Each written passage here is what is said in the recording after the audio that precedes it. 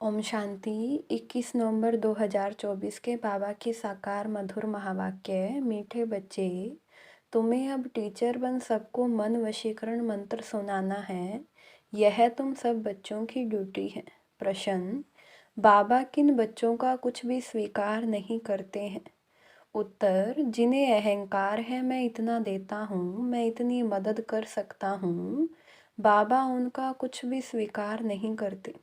बाबा कहते मेरे हाथ में चाबी है, चाहे तो मैं किसी को गरीब बनाऊं, चाहे किसको साहूकार बनाऊं।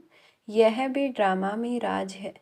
जिन्हें आज अपनी साहूकारी का घमंड है, वह कल गरीब बन जाते और गरीब बच्चे बाप के कार्य में अपनी पाई पाई सफल कर साहूकार बन जाते हैं। ओम शांति। यह तो रूहानी बच्चे जानते हैं कि बाप आए हैं हमको नई दुनिया का वर्षा देने। यह तो बच्चों को पक्का है ना कि जितना हम बाप को याद करेंगे उतना पवित्र बनेंगे, जितना हम अच्छा टीचर बनेंगे उतना उच्च पद पाएंगे। बाप तुम्हें टीचर के रूप में पढ़ाना सिखाते हैं, तुमको फिर औरों को सिखलाना है। तुम पढ़ाने वाले टीचर जरूर बनते हो, बाकी तुम कोई का गुरु नहीं बन सकते, सिर्फ टीचर बन सकते हो। गुरु तो एक ही सतगुरु ही है, वह सिखलाते हैं। सर्व का सतगुरु एक ही है, वह टीचर बनाते हैं। तुम सबको टीच करके रास्ता बताते रहते हो मन मना भव का। बाप ने तुम्हारे पर यह ड्यूटी रखी है कि मुझे याद करो और फिर टीचर भी बनो। तुम कोई को बाप का परिचय देते हो तो उनका भी फर्ज है बाप को याद करना। टीचर रूप में सृष्टि चक्र की नॉलेज देनी पड़ती है, बाप को जरूर याद करना पड़े। बाप की याद से ही पाप मिट जाने हैं। बच्चे जानते हैं हम पाप आत्मा हैं, इसलिए बाप सबको कहते हैं अपने को आत्मा समझ बाप को याद करो तो तुम्हारे पाप मिट जाएंगे। बाप ही पतित पावन है। युक्ति बताते हैं मीठे बच्चे, तुम्हारी आत्मा पतित बनी है, जिस कारण शरीर भी पतित बना है। पहले तुम पवित्र थे, अभी तुम मैं पवित्र बने हो। अब पतित से पावन होने की युक्ति तो बहुत सहज समझाते हैं। बाप को याद करो तो तुम पवित्र बन जाएंगे। उठते बैठते चलते बाप को याद करो। वो लोग गंगा स्नान करते हैं तो गंगा को याद करते हैं, समझते हैं वह पतित पावनी है। गंगा को याद करने से पावन बन जाना है, परंतु बाप कहते हैं कोई भी पावन बन नहीं सकते हैं। पानी से कैसे पावन बनेंगे? बाप कहते हैं मैं पतित पावन हूँ। हे बच्चों, देह सहित देह के सब धर्म छोड़ मुझे याद करने से तुम पावन बन फिर से अपने घर मुक्ति धाम पहुँच जाएंगे। सारा कल्प घर को भूले हो, बाप को सारा कल्प कोई जानता ही नहीं है। एक ही बार बाप खुद आकर अपना परिचय देते हैं इस मुख द्वारा। इस मुख की कितनी महिमा है।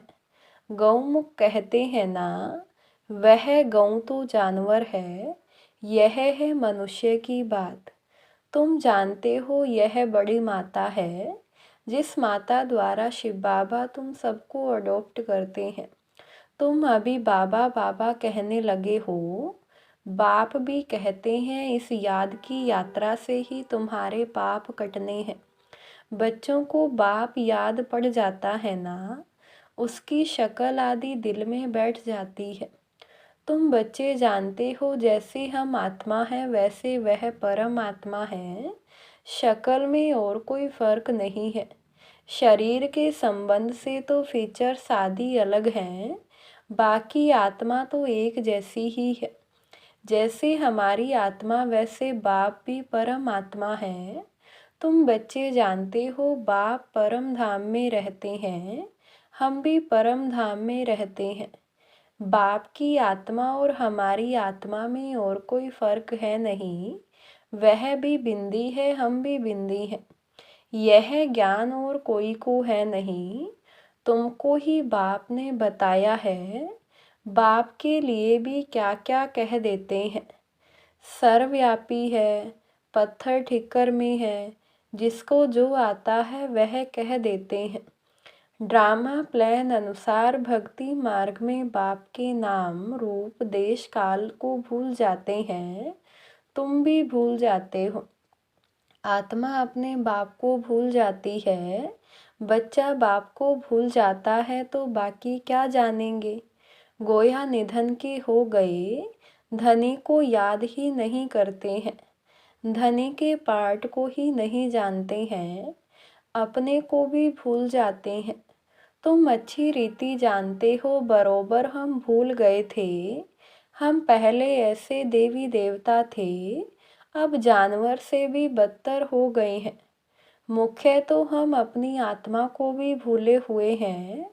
अब रियलाइज कौन करावे। कोई भी जीव आत्मा को यह पता नहीं होगा कि हम आत्मा क्या हैं, कैसे सारा पार्ट बजाते हैं। हम सब भाई भाई हैं। यह ज्ञान और कोई में है नहीं। इस समय सारी सृष्टि ही तमो प्रधान बन चुकी है, ज्ञान नहीं है। तुम्हारे में अब ज्ञान है। बुद्धि में आया हम आत्मा इतना समय अपने बाप की ग्लानि करते आए हैं। ग्लानि करने से बाप से दूर होते जाते हैं। सीढ़ी उतरते नीचे उतरते गए हैं। सीढ़ी नीचे उतरते गए हैं ड्रामा प्लान अनुसार। मूल बात हो जाती है बाप को याद करने की। बाप और कोई तकलीफ नहीं देते हैं। बच्चों को सिर्फ बाप को याद करने की तकलीफ है। बाप कभी बच्चों को कोई तकलीफ दे सकते हैं क्या? ला नहीं कहता। बाप कहते हैं मैं कोई भी तकलीफ नहीं देता हूँ। कुछ भी प्रश्न आदि पूछते हैं, कहता हूँ इन बातों में टाइम वेस्ट क्यों करते हो। बाप को याद करो। मैं आया ही हूँ तुमको ले जाने, इसलिए तुम बच्चों को याद की यात्रा से पावन बनना है। बस मैं ही पतित पावन बाप हूँ। बाप युक्ति बताते हैं, कहाँ भी जाओ बाप को याद करना है। 84 के चक्कर का राज भी बाप ने समझा दिया है। अब अपनी जांच करनी है, कहाँ तक हम बाप को याद करते हैं। बस और तो कोई तरफ का विचार नहीं करना है। यह तो मोस्ट इजी है। बाप को याद करना है। बच्चा थोड़ा बड़ा होता है तो ऑटोमेटिकली माँ बाप को याद करने लग पड़ता है। तुम भी समझो, हम आत्मा बाप के बच्चे हैं। याद क्यों करना पड़ता है? क्योंकि हमारे ऊपर जो पाप चढ़े हुए हैं वह इस याद से ही खत्म होंगे। इसलिए गायन भी है, 1 सेकंड में जीवन मुक्ति। जीवन मुक्ति का मदार पढ़ाई पर है और मुक्ति का मदार याद पर है। जितना तुम बाप को याद करेंगे और पढ़ाई पर ध्यान देंगे तो उच्च नंबर में मर्तबा पाएंगे। धंधा आदि तो भल करते रहो, बाप कोई मना नहीं करते। धंधा आदि जो तुम करते हो वह भी दिन रात याद रहता है ना। तो अब बाप यह रूहानी धंधा देते हैं, अपने को आत्मा समझ मुझे याद करो और 84 के चक्कर को याद करो। मुझे याद करने से ही तुम सतो प्रधान बनेंगे। यह भी समझते हो अभी पुराना चोला है, फिर सतो प्रधान नया चोला मिलेगा। अपने पास बुद्धि में तंत्र रखना है जिससे बहुत फ़ायदा होना है। जैसे स्कूल में सब्जेक्ट तो बहुत होते हैं, फिर भी इंग्लिश पर मार्क्स अच्छी होती है क्योंकि इंग्लिश है मुख्य भाषा। उनों का पहला राज्य था इसलिए वह जास्ती चलती है। अभी भी भारतवासी कर्जदार हैं। भल कोई कितना भी धनवान है, परंतु बुद्धि में यह तो है ना कि हमारे राज्य के जो हेड्स हैं वह कर्जदार हैं। गोया हम भारतवासी कर्जदार हैं। प्रजा जरूर कहेगी ना हम कर्जदार हैं। यह भी समझ चाहिए ना, जबकि तुम राजाई स्थापन कर रहे हो तुम जानते हो हम सभी इन सब कर्जों से छूटकर सॉल्वेंट बनते हैं। फिर आधा कल्प हम कोई से कर्जा उठाने वाले नहीं हैं। कर्जदार पति दुनिया के मालिक हैं। अभी हम कर्जदार भी हैं, पतित दुनिया के मालिक भी हैं। हमारा भारत ऐसा है गाते हैं ना। तुम बच्चे जानते हो हम बहुत साहूकार थे, परेजादे परिजादियाँ थी, यह याद रहता है। हम ऐसे विश्व के मालिक थे, अभी बिल्कुल कर्जदार और पतित बन पड़े हैं। यह खेल की रिजल्ट बाप बतला रहे हैं। रिजल्ट क्या हुई है? तुम बच्चों को स्मृति आई है? सतयुग में हम कितने साहूकार थे, किसने तुमको साहूकार बनाया? बच्चे कहेंगे बाबा, आपने हमको कितना साहूकार बनाया था। एक बाप ही साहूकार बनाने वाला है। दुनिया इन बातों को नहीं जानती। लाखों वर्ष कह देने से सब भूल गए हैं, कुछ भी नहीं जानते। तुम अभी सब कुछ जान गए हो। हम पद्मा पदम साहूकार थे, बहुत पवित्र थे, बहुत सुखी थे। वहाँ झूठ पाप आदि कुछ होता नहीं। सारे विश्व पर तुम्हारी जीत थी। गायन भी है शिव बाबा, आप जो देते हो वह और कोई दे नहीं सकता। कोई की ताकत नहीं जो आधा कल्प का सुख दे सके। बाप कहते हैं भक्ति मार्ग में भी तुमको बहुत सुख अथाह धन रहता है। कितने हीरे जवाहरात थे जो फिर पिछाड़ी वालों के हाथ में आते हैं। अभी तो वह चीज ही देखने में नहीं आती। तुम फर्क देखते हो ना। तुम ही पूज्य देवी देवता थे, फिर तुम ही पुजारी बने हो। आपे ही पूज्य, आपे ही पुजारी। बाप कोई पुजारी नहीं बनते, परंतु पुजारी दुनिया में तो आते हैं ना। बाप तो एवर पूज्य है, वह कभी पुजारी होते नहीं। उनका धंधा है तुमको पुजारी से पूज्य बनाना। रावण का काम है तुमको पुजारी बनाना। यह दुनिया में किसको पता नहीं है, तुम भी भूल जाते हो।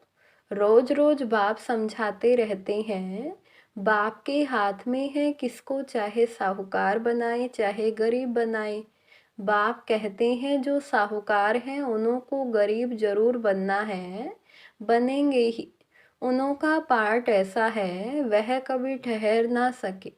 धनवान को अहंकार भी बहुत रहता है ना।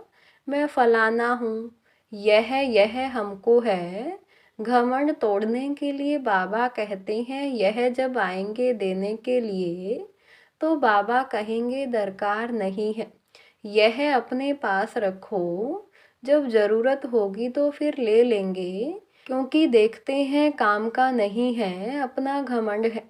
तो यह बाबा के हाथ में है ना, लेना व ना लेना।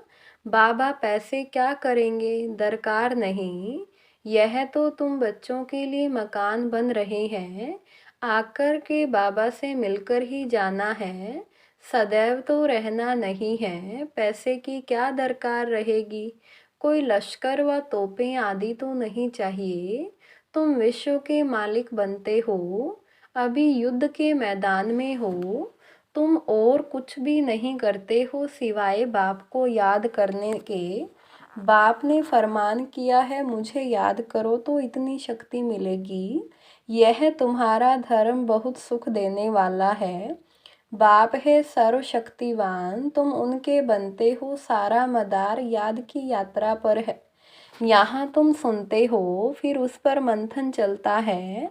जैसे गायें खाना खाकर फिर उगारती है, मुख चलता ही रहता है। तुम बच्चों को भी कहते हैं ज्ञान की बातों पर खूब विचार करो।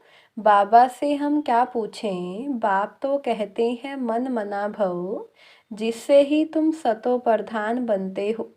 यह एम ऑब्जेक्ट सामने है। तुम जानते हो सर्वगुण संपन्न 16 कला संपूर्ण बनना है। यह ऑटोमेटिकली अंदर में आना चाहिए। कोई की ग्लानि व पाप कर्म आदि कुछ भी ना हो। कोई भी तुमको उल्टा कर्म नहीं करना चाहिए। नंबर 1 है यह देवी देवताएं। पुरुषार्थ से उच्च पद पाया है ना, उन्हों के लिए गाया जाता है अहिंसा परमो देवी देवता धर्म। किसको मारना यह हिंसा हुई ना। बाप समझाते हैं तो फिर बच्चों को अंतर्मुख हो अपने को देखना है, हम कैसे बने हैं। बाबा को हम याद करते हैं, कितना समय हम याद करते हैं। इतनी दिल लग जाए जो यह बातें कभी भूले ही नहीं। अब बेहद का बाप कहते हैं तुम आत्माएं मेरी संतान हो, सो भी तुम अनादि संतान हो। वह जो आशिक माशूक होते हैं, उन्हों की है जिस्मानी याद। जैसे साक्षात्कार होता है फिर गुम हो जाते हैं, वैसे वह भी सामने आ जाते हैं। उस खुशी में ही खाते पीते याद करते रहते हैं। तुम्हारे इस याद में तो बहुत बल है। एक बाप को ही याद करते रहेंगे और तुमको फिर अपना भविष्य याद आएगा। विनाश का साक्षात्कार भी होगा। आगे चल जल्दी जल्दी विनाश का साक्षात्कार होगा। फिर तुम कह सकेंगे कि अभी विनाश होना है। बाप को याद करो, बाबा ने यह सब कुछ छोड़ दिया ना। कुछ भी पिछाड़ी में याद ना आए। अभी तो हम अपनी राजधानी में चले, नई दुनिया में जरूर जाना है। योग बल से सब पापों को भस्म करना है, इसमें ही बड़ी मेहनत करनी है। घड़ी घड़ी बाप को भूल जाते हैं क्योंकि यह बड़ी महीन चीज है। मिसाल जो देते हैं सर्प का भ्रमरी का, वह सब इस समय के हैं। भ्रमरी कमाल करती है ना, उनसे तुम्हारी कमाल जास्ती है। बाबा लिखते हैं ना, ज्ञान की भूं भूं करते रहो, आखिरिन जाग जाएंगे। जाएंगे कहाँ, तुम्हारे पास ही आते जाएंगे, ऐड होते जाएंगे। तुम्हारा नामचार होता जाएगा। अभी तो तुम बहुत थोड़े हो ना। अच्छा, मीठे मीठे सिकिलदे बच्चों प्रति माता पिता बाप दादा का याद प्यार और गुड मॉर्निंग। रूहानी बाप की रूहानी बच्चों को नमस्ते। रूहानी बच्चों की रूहानी बाप दादा को नमस्ते। धारणा के लिए मुख्य सार। फर्स्ट पॉइंट, ज्ञान का खूब विचार सागर मंथन करना है। जो सुना है उसे उगारना है। अंतर्मुख हो देखना है कि बाप से ऐसी दिल लगी हुई हो जो वह कभी भूले ही नहीं। सेकंड पॉइंट, कोई भी प्रश्न आदि पूछने में अपना टाइम वेस्ट ना कर याद की यात्रा से स्वयं को पावन बनाना है। अंत समय में एक बाप की ही याद के सिवाय और कोई भी विचार ना आए, यह अभ्यास अभी से करना है। वरदान, दृढ़ संकल्प रूपी व्रत द्वारा वृत्तियों का परिवर्तन करने वाले महान आत्मा भव। महान बनने का मुख्य आधार है पवित्रता। इस पवित्रता के व्रत को प्रतिज्ञा के रूप में धारण करना, अर्थात महान आत्मा बनना। कोई भी दृढ़ संकल्प रूपी व्रत वृत्ति को बदल देता है। पवित्रता का व्रत लेना अर्थात अपनी वृत्ति को श्रेष्ठ बनाना। व्रत रखना अर्थात स्थूल रीति से परहेज करना, मन में पक्का संकल्प लेना। तो पावन बनने का व्रत लिया और हम आत्मा भाई भाई हैं, यह ब्रदरहुड की वृत्ति बनाई। इसी वृत्ति से ब्राह्मण महान आत्मा बन गए। स्लोगन, व्यर्थ से बचना है तो मुख पर दृढ़ संकल्प का बटन लगा दो। ओम शांति।